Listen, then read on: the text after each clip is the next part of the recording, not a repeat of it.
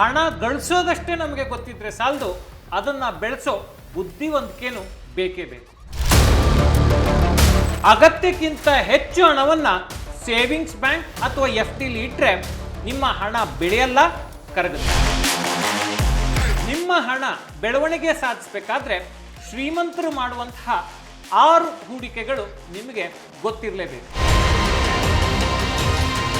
ನಿಮ್ಮ ಸಮಯ ಕೇಳದೆ ಈ ಹೂಡಿಕೆಗಳು ನೀವು ನಿದ್ರೆ ಮಾಡುವಾಗಲೂ ನಿಮಗಾಗಿ ಸಂಪತ್ತನ್ನು ನಿರ್ಮಾಣ ಮಾಡಲಿಕ್ಕೆ ಶ್ರಮಿಸ್ತವೆ. ಈ 6 ಅಸೆಟ್ ಕ್ಲಾಸ್ಗಳ ಪೈಕಿ ನನಗೆ ವೈಯಕ್ತಿಕವಾಗಿ 5ನೇದು ತುಂಬ ಫೇವ್ರೇಟ್. ಅದು ಯಾಕೆ ಅಂತ ಹೇಳಿದ್ರೆ ಅದು ನನಗೆ ಸಂಪತ್ತನ್ನು ಗಳಿಸಲಿಕ್ಕೆ ಅವಕಾಶವನ್ನು ಮಾಡಿಕೊಡ್ತಾ ಇದೆ. ಎಂಡ್ ಟು ಎಂಡ್ ವಿಡಿಯೋವನ್ನು ನೋಡಿ 6 ಸಂಪತ್ತು ಸೃಷ್ಟಿಸುವಂತಹ ಅಸೆಟ್ಗಳ ಬಗ್ಗೆ ಈ ವಿಡಿಯೋದಲ್ಲಿ ಎಂಡ್ ಟು ಎಂಡ್ ಮಾತಾಡಿದ್ದೀವಿ. ಬಹಳ ಡೀಟೇಲ್ಡ್ ಇನ್ಫಾರ್ಮೇಷನನ್ನು ಕೊಟ್ಟಿದ್ದೀವಿ. ಯಾಕೆ ಇದು ಇಂಪಾರ್ಟೆಂಟ್ ಅಂತ ಹೇಳಿದ್ರೆ ಮಧ್ಯಮ ವರ್ಗದವರು, ಕೆಳ ಮಧ್ಯಮ ವರ್ಗದವರು, ಈ ಜನಸಾಮಾನ್ಯರು ಕೂಡ ಶ್ರೀಮಂತ ವರ್ಗಕ್ಕೆ ಸೇರಬೇಕು ಅಂತ ಹೇಳಿದ್ರೆ ಈ 6 ಅಸೆಟ್ ಕ್ಲಾಸ್ಗಳ ಬಗ್ಗೆ ತಿಳ್ಕೊಳ್ಳೋದು ಬಹಳ ಮುಖ್ಯ.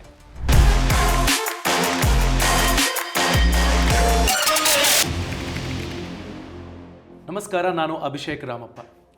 ನಿಮ್ಮ ಹಣ ನಿಮಗಾಗಿ ದುಡಿಬೇಕು ಅಂದರೆ ನೀವು ಅಸೆಟ್ಗಳನ್ನು ಅಂದರೆ ಆಸ್ತಿಗಳ ಮೇಲೆ ಹೂಡಿಕೆ ಮಾಡಬೇಕಾಗುತ್ತೆ.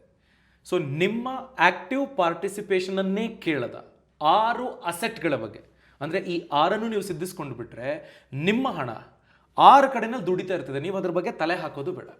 ಅಂತಹ ಇಂಪಾರ್ಟೆಂಟ್ ಅಸೆಟ್ಗಳ ಬಗ್ಗೆ ಈ ವಿಡಿಯೋದಲ್ಲಿ ತಿಳಿಸ್ಕೊಡೋದಕ್ಕೆ ಶರತ್ MS ಅವರು ನಮ್ಮ ಜೊತೆಗಿದ್ದಾರೆ. ಇವರು ಸೀನಿಯರ್ ಜರ್ನಲಿಸ್ಟ್, ಪರ್ಸನಲ್ ಫಿನಾನ್ಸ್ ಬರಹಗಾರರು, ಬಾಸ್ ವಾಲಾದ ಕಂಟೆಂಟ್ ವಿಭಾಗದ ಮುಖ್ಯಸ್ಥರು. ಸರ್, ಸ್ವಾಗತ. ನಮಸ್ತೆ ಅಭಿ. ಅಸೆಟ್ ಬಗ್ಗೆ ತಿಳ್ಕೊಳ್ಳೋದೇ ಎಷ್ಟೋ ಜನಕ್ಕೆ ಗೊತ್ತಿಲ್ಲ ಸರ್. ಒಂದು ಪಾಲಿಸಿ ಮಾಡಿಸಿದ್ದೀನಿ, ಅದನ್ನೇ ಅಸೆಟ್ ಅಂದ್ಕೊಂಡ್ಬಿಟ್ಟಿರ್ತಾರೆ. ಸೇವಿಂಗ್ಸ್ ಬ್ಯಾಂಕ್ ಅಕೌಂಟಲ್ಲಿರೋ ಹಣ ನನಗೆ ತುಂಬ ದೊಡ್ಡ ವರ ಅಂದ್ಕೊಂಡ್ಬಿಟ್ಟಿರ್ತಾರೆ. ಸೊ ಅಸೆಟ್ ಅನ್ನೋದು ಗೊತ್ತಿರೋದಿಲ್ಲ. ಅಂಥದ್ರಲ್ಲಿ 6 ಅಸೆಟ್ಗಳ ಬಗ್ಗೆ ಹೇಳ್ಕೊಡ್ತೀವಿ ಅನ್ನೋದೇ ನನಗೊಂದು ಎಕ್ಸೈಟಿಂಗ್ ಪಾಯಿಂಟ್ ಅನಿಸ್ತಾ ಇದೆ. ಸೊ ಅಸೆಟ್ಗಳ ಬಗ್ಗೆ ಸ್ವಲ್ಪ ಹೇಳಿ, ನಂತರದಲ್ಲಿ ನಾವು ಅಸೆಟ್ ಕ್ಲಾಸ್ಗಳ ಬಗ್ಗೆ ಮಾತಾಡೋಣ ಸರ್. ಖಂಡಿತ ಅಭಿ. ಈಗ ನೋಡಿ, ಅಸೆಟ್ ಅಂದರೆ ಏನು? ನಾನೀಗ ಆಫೀಸಲ್ಲಿ ಕೂತಿದ್ದೀನಿ, ನಾನೆಲ್ಲ ಒಂದು 5-6 ಕಡೆ ಹೂಡಿಕೆ ಮಾಡಿದ್ದೀನಿ. ನಾನು ಅಲ್ಲಿ ಟೈಮ್ ಕೊಡ್ತಿಲ್ಲ, ನಾನು ಎಫರ್ಟ್ ಹಾಕ್ತಿಲ್ಲ, ಆದರೆ ನನ್ನ ಅನುಪಸ್ಥಿತಿಯಲ್ಲೂ ಅವು ನನಗಾಗಿ ದುಡಿತಾ ಇದ್ದಾವೆ, ಬೆಳೀತಾ ಇದ್ದಾವೆ. ಓಕೆ, ಇದನ್ನ ಅಸೆಟ್ ಕ್ರಿಯೇಷನ್ ಅಂತ ಅಂತೀವಿ. ಈಗ ನೋಡಿ, ನಮಗೆ ಏನು ಹೇಳ್ತಾರೆ ಮನೇಲಿ ಅಂದರೆ, ಚೆನ್ನಾಗಿ ಓದಿ, ಒಳ್ಳೆ ಕೆಲಸಕ್ಕೆ ಸೇರ್ಕೊಳ್ಳಿ, IAS ಮಾಡಿ, IPS ಮಾಡಿ, ಡಾಕ್ಟರ್ ಆಗಿ, ಎಂಜಿನಿಯರ್ ಆಗಿ, ಇದೆಲ್ಲ ಆಗಿ ಒಳ್ಳೆ ಸಂಪಾದನೆ ಮಾಡಿ ಅನ್ನೋವರೆಗೂ ನಮ್ಮ ಪೇರೆಂಟ್ಸು ನಮಗೆ ಗೈಡ್ ಮಾಡ್ತಾರೆ. ಸಂಪಾದನೆ ಮಾಡಿದ ಹಣನ ಏನು ಮಾಡಬೇಕು ಅಂತೇಳಿ ಯಾರು ಸರಿಯಾಗಿ ಗೈಡ್ ಮಾಡಲ್ಲ. ಬಹುತೇಕ ಪೋಷಕರಿಗೆ ಅದ್ರ ಬಗ್ಗೆ ಇವತ್ತಿಗೂ ಸರಿಯಾದ ಜ್ಞಾನ ಇಲ್ಲ. ನೋಡಿ, ಹಣ ಸಂಪಾದಿಸೋದು ಒಂದು ಲೆಕ್ಕ, ಆ ಹಣವನ್ನು ನಿರ್ವಹಣೆ ಮಾಡೋದು ಇನ್ನೊಂದು ಲೆಕ್ಕ. ಬರೀ ಹಣ ಸಂಪಾದಿಸಿದ ಮಾತ್ರಕ್ಕೆ ನಾವು ಅಸೆಟ್ಟನ್ನು ಕ್ರಿಯೇಟ್ ಮಾಡಿಬಿಡ್ತೀವಿ ಅನ್ನೋದಕ್ಕೆ ಸಾಧ್ಯ ಆಗಲ್ಲ. ಯಾಕೆಂತ ಹೇಳಿದ್ರೆ ಆ ಜ್ಞಾನ, ಆ ತಿಳುವಳಿಕೆ, ಆ ಅರಿವು ಇದ್ದರೆ ಮಾತ್ರ ಹೂಡಿಕೆಯನ್ನು, ಅಸೆಟ್ಟನ್ನು ನಿರ್ಮಾಣ ಮಾಡಲಿಕ್ಕೆ ಸಾಧ್ಯ ಆಗುತ್ತೆ. ಈ ವಿಡಿಯೋದಲ್ಲಿ ನೀವು ಈಗಾಗಲೇ ಹೇಳಿದಿರಿ 6 ಅಸೆಟ್ಗಳ ಬಗ್ಗೆ ಹೇಳ್ತೀವಿ. ಯಾವ ರೀತಿ ಅಸೆಟ್ಟು ಅಂತ ಹೇಳಿದ್ರೆ, ನೀವು ದಿನಾಲ್ ನಿಂತ್ಕೊಂಡು ಟೈಮ್ ವೇಸ್ಟ್ ಮಾಡಬೇಕಾಗಿಲ್ಲ. ನೀವು ಆಲೋಚನೆ ಮಾಡಿ, ಹೂಡಿಕೆ ಮಾಡಿ, ನಿಮ್ಮ ಪಾಡಿಗೆ ನೀವಿದ್ದರೆ ನಿಮಗೆ ಅವು ಪ್ರತಿ ತಿಂಗಳು ಆದಾಯವನ್ನು ತಂದು ಕೊಡಬಲ್ಲಂತಹ ಹೂಡಿಕೆಗಳ ಬಗ್ಗೆ ಇವತ್ತು ಮಾತಾಡ್ತೀವಿ. ಮತ್ತು ಶ್ರೀಮಂತರಿಗೂ ಮಧ್ಯಮ ವರ್ಗದವ್ರಿಗಿರುವ ಬಹಳ ದೊಡ್ಡ ಡಿಫ್ರೆನ್ಸ್ ಏನಪ್ಪ ಅಂತ ಹೇಳಿದ್ರೆ, ಶ್ರೀಮಂತರು ಅಸೆಟ್ಸನ್ನು ಬಿಲ್ಡ್ ಮಾಡ್ತಾರೆ, ಮಧ್ಯಮ ವರ್ಗದವರು ಲಯಬಿಲಿಟಿಗಳನ್ನು ಬಿಲ್ಡ್ ಮಾಡ್ತಾರೆ. ಏನಪ್ಪ ಅಂತ ಹೇಳಿದ್ರೆ, ಈಗ ನೋಡಿ, ಅಸೆಟ್ಸ್ ಅಂದರೆ ಏನು ಅಂತ ಹೇಳಿದ್ರೆ, ಯಾವುದು ನಾವು ಇಲ್ಲದಿದ್ದರೂ ನಮಗೆ ಹಣವನ್ನು ತಂದು ಕೊಡುತ್ತೋ ಅದನ್ನು ಅಸೆಟ್ಸ್ ಅಂತ ಕರಿತೀವಿ. ಲಯಬಿಲಿಟಿ ಅಂದ್ರೇನು? ಸಾಲ ಮಾಡಿ ಕಾರ್ ತಗೊಳ್ಳೋದು, ಸಾಲ ಮಾಡಿ ಮನೆ ತಗೊಳ್ಳೋದು, ಸಾಲ ಮಾಡಿ ಮೊಬೈಲ್ ಫೋನ್ ತಗೊಳ್ಳೋದು, ಇವೆಲ್ಲ ಲಯಬಿಲಿಟಿ. ಶ್ರೀಮಂತರು ಆ ಲಯಬಿಲಿಟಿನ ಕಮ್ಮಿ ಮಾಡ್ಕೋತಾರೆ, ಅಸೆಟ್ಸ್ನ ಜಾಸ್ತಿ ಮಾಡ್ತಾ ಹೋಗ್ತಾರೆ. ಅಂದರೆ ಅವರೇನು ಹುಟ್ಟು ಶ್ರೀಮಂತರಾಗಿರಲ್ಲ, ಆ ಆಲೋಚನೆಗಳಿಂದ ಅವರ ಶ್ರೀಮಂತಿಕೆ ಹಾದಿ ಸುಗಮವಾಗುತ್ತೆ. ಓಕೆ, ಸೊ ಅಸೆಟ್ ಕ್ಲಾಸ್ಗಳ ಬಗ್ಗೆ ತಿಳ್ಕೊಳ್ತೀವಿ. Plug and play. ನಾನು ಒನ್ಸ್ ಇನ್ವೆಸ್ಟ್ ಮಾಡಿದರೆ ಅದು ನನಗೋಸ್ಕರ ದುಡಿತಾ ಇರ್ತದೆ. ಆ ಥರದ 6 ಅಸೆಟ್ ಕ್ಲಾಸ್ಗಳು. ಆ 6ರಲ್ಲಿ ಮೊದಲನೇದು ಯಾವುದು ಸರ್? ಖಂಡಿತ ಅಭಿ, 6 ಅಸೆಟ್ಗಳ ಬಗ್ಗೆ ನಾನು ಮಾತಾಡ್ತೀನಿ. ಅದಕ್ಕಿಂತ ಮುಂಚೆ ನಾವು ಬ್ಯಾಂಕ್ಗಳ ಬಗ್ಗೆ ಮಾತಾಡಬೇಕಾಗಿದೆ. ಯಾಕೆ ಬ್ಯಾಂಕ್ಗಳ ಬಗ್ಗೆ ಮಾತಾಡಬೇಕು ಅಂತ ಹೇಳಿದ್ರೆ, ನಮ್ಮ ಜನರಿಗೆ ಭಾಳ ನಂಬಿಕೆ, ನಮ್ಮ ಹಣನ ಬ್ಯಾಂಕಲ್ಲಿ ಇಟ್ಬಿಟ್ರೆ ಸೇಫು, FD ಇಟ್ಬಿಟ್ರೆ ನಮಗೆ ರೆಗ್ಯುಲರ್ ಆಗಿ ಇನ್ಕಮ್ ಬರುತ್ತೆ, ಅಥವಾ ಸೇವಿಂಗ್ಸ್ ಬ್ಯಾಂಕ್ ಅಕೌಂಟಲ್ಲಿ ಇಟ್ಬಿಟ್ರೆ ನಾವು ಬೇಕಾದಾಗ ತಗೋಬೋದು. ಖಂಡಿತ ಒಪ್ಕೊಳ್ಳೋಣ. ನಮಗೆ ತುರ್ತಾಗಿ ಅಗತ್ಯ ಅನಿಸುವಂಥ ಹಣವನ್ನು ಮಾತ್ರ ಎಫ್ ಡಿಯಲ್ಲಿಟ್ಟರೆ ಅಥವಾ ಸೇವಿಂಗ್ಸ್ ಬ್ಯಾಂಕ್ ಅಕೌಂಟಲ್ಲಿ ಇಟ್ಕೊಂಡ್ರೆ ಅದು ಮೀನಿಂಗ್ಫುಲ್ಲು. ನಮ್ಮ ಉಳಿತಾಯದ ಎಲ್ಲ ಹಣವನ್ನು, ಬಹುಪಾಲು ಹಣವನ್ನು ಎಫ್ ಡಿಲಿ ಇಟ್ಟಿದ್ದೀವಿ ಅಂತ ಹೇಳಿದ್ರೆ ಅಥವಾ ಸೇವಿಂಗ್ಸ್ ಬ್ಯಾಂಕ್ ಅಕೌಂಟಲ್ಲಿ ಇಟ್ಟಿದ್ದೀವಿ ಅಂತ ಹೇಳಿದ್ರೆ ನಮಗೆ ನಾವೇ ವಂಚನೆಯನ್ನು ಮಾಡ್ಕೋತಿದ್ದೀವಿ ಅಂಥೇಳಿ ನಾವು ಹೇಳ್ಬೋದು. ಯಾಕೆ ಈ ಮಾತನ್ನು ಹೇಳ್ತಿದ್ದೀನಿ ಅಂತ ಹೇಳಿದ್ರೆ, ಈಗ ನೋಡಿ, ನಾವು ತಿಂಗಳಲ್ಲಿ 30 ದಿವಸ ದುಡಿತೀವಿ ಅಭಿ, ನಮ್ಗೆ 15 ದಿವಸದ ಸಂಬಳ ಕೊಟ್ಟರೆ ಹೆಂಗಿರುತ್ತೆ? ಈಗ ನೋಡಿ, ಈ ಬ್ಯಾಂಕಲ್ಲಿ ನಾವು ಇಡುವಂಥ ದುಡ್ಡಿಗೆ ಅದೇ ರೀತಿ ರಿಟರ್ನ್ಸ್ ಬರೋದು. ನಾನು ಹೇಳೋದು ಇದೇನಪ್ಪ ಹೋಲಿಕೆನೇ ಇಲ್ವಲ್ಲ ಅಂತ ಅನ್ನಿಸ್ಬೋದು, ಆದರೆ ಪ್ರಾಕ್ಟಿಕಲ್ಲಿ ಅದೇ ರೀತಿ ವರ್ಕ್ ಆಗೋದು. ಯಾಕೆ ಈ ಮಾತನ್ನು ಹೇಳ್ತಿದ್ದೀನಿ ಅಂತ ಹೇಳಿದ್ರೆ, ನೋಡಿ ಅಭಿ, ಬ್ಯಾಂಕ್ ಅಕೌಂಟಲ್ಲಿ ಅಂದರೆ ಸೇವಿಂಗ್ಸ್ ಬ್ಯಾಂಕ್ನಲ್ಲಿ ನಾವು ದುಡ್ಡು ಇಡ್ತೀವಿ. ಎಷ್ಟು ಬಡ್ಡಿ ಸಿಗುತ್ತೆ ನಮಗೆ? 2-3% ಬಡ್ಡಿ ಸಿಕ್ಕಿದ್ರೆ ಅದೇ ದೊಡ್ಡ ವಿಷಯ. ಇನ್ನು ಎಫ್ ಡಿ ಇಡ್ತೀವಿ, ಎಫ್ ಡಿ ಇಟ್ಟರೆ 6.5-7% ಬಡ್ಡಿ ನಮಗೆ ಎಫ್ ಡಿಯಲ್ಲಿ ಸಿಗಬಹುದು. ಆದರೆ ಅದೇ ಬ್ಯಾಂಕು ನಮ್ಮ ಹಣವನ್ನು ಬಳಸ್ಕೊಂಡು ನಮಗೆ ಅಥವಾ ಬೇರೆಯವ್ರಿಗೆ ಸಾಲ ಕೊಟ್ಟರೆ ಎಷ್ಟು ಬಡ್ಡಿ ಚಾರ್ಜ್ ಮಾಡುತ್ತೆ? ಮಿನಿಮಮ್ 8% ಹೋಮ್ ಲೋನ್ಗೆ, ಅದು ಲಾಂಗ್ ಟೆನ್ಯೂರ್ ಹೋಮ್ ಲೋನ್ಗೆ 8.5, 9, 10, 11, 12% ತನಕನೂ based on profile bank home ಲೋನ್ಗೆ ಬಡ್ಡಿಯನ್ನು ಚಾರ್ಜ್ ಮಾಡುತ್ತೆ. ಬೇಸ್ಡ್ ಆನ್ ಪ್ರೊಫೈಲ್ ನಾನು ಹೇಳ್ತಿದ್ದೀನಿ. ಇದರಲ್ಲಿ NBFCಗಳು ಸೇರಿವೆ ಅಂತೇಳಿ ನಾವು ಅಂದ್ಕೊಳ್ಳೋಣ. ಈಗ ಪರ್ಸ್ನಲ್ ಲೋನ್ ತಗೊಂಡ್ರೆ 10, 11, 12, 18 ತನಕ ಇಂಟ್ರೆಸ್ಟ್ ರೇಟ್ ಹೋಗುತ್ತೆ. ನೀವು ಬಿಸ್ನೆಸ್ಗೆ ಅಂತ ಲೋನ್ ತೊಗೊಂಡ್ರೆ 18, 20, 22 ತನಕನೂ ಬಡ್ಡಿ ಥರ ಇರುತ್ತೆ. ನಮಗೆ ಸಿಗ್ತಿರೋದೆಷ್ಟು? 2-3% ಸೇವಿಂಗ್ಸ್ ಬ್ಯಾಂಕ್ ಅಕೌಂಟಲ್ಲಿ, ಎಫ್ ಡಿ ಇಟ್ಟರೆ 7%. ಅದೇ ಬ್ಯಾಂಕು ನಮ್ಮ ಹಣವನ್ನು ಬಳಸ್ಕೊಂಡು ಗಳಿಸ್ತಿರೋದೆಷ್ಟು? Almost 2 times, 3 times. ಸೊ ಇದನ್ನು ಲೆಕ್ಕ ಹಾಕ್ಕೊಂಡ್ರೆ ನಾವು ಇಲ್ಲೇನಂದರೆ ಬ್ಯಾಂಕವ್ರು ಇಲ್ಲಿ ವಂಚನೆ ಮಾಡ್ತಿದ್ದಾರೆ ಅನ್ನೋದಲ್ಲ ನಮ್ಮ ಟೋನು. ಅಂದರೆ ಬ್ಯಾಂಕಿಗೆ ಅಷ್ಟು ಗಳಿಸ್ಲಿಕ್ಕೆ ಸಾಧ್ಯ ಇದೆ, ನಾವು ಅದೇ ಬ್ಯಾಂಕಲ್ಲಿ ಅಷ್ಟು ಹಣವನ್ನು ಇಟ್ಬಿಟ್ಟು ನಾವು ಕಡಿಮೆ ಗಳಿಸ್ತಿದ್ದೀವಿ ಅನ್ನೋದು ಇಲ್ಲಿನ ಒಟ್ಟು ತಾತ್ಪರ್ಯ. ಹಾಗಾಗಿ ಬರೀ ಬ್ಯಾಂಕಲ್ಲಿ ನಮ್ಮ ಎಲ್ಲ ಸೇವಿಂಗ್ಸ್ನ ಇಟ್ಕೊಂಡ್ರೆ ನಾವು ಹಣವನ್ನು ಬೆಳೆಸಲಿಕ್ಕೆ ಆಗೋದಿಲ್ಲ ಅನ್ನೋದಕ್ಕೆ ಇದು ಒಂದು ಐ ಓಪನರ್ ಅಂತೇಳಿ ನಾನು ಹೇಳ್ತೀನಿ. ಮೊದಲನೇ ಅಸೆಟ್ ಯಾವುದಪ್ಪ ಅಂತ ಹೇಳಿದ್ರೆ ಚಿನ್ನ, ಗೋಲ್ಡ್.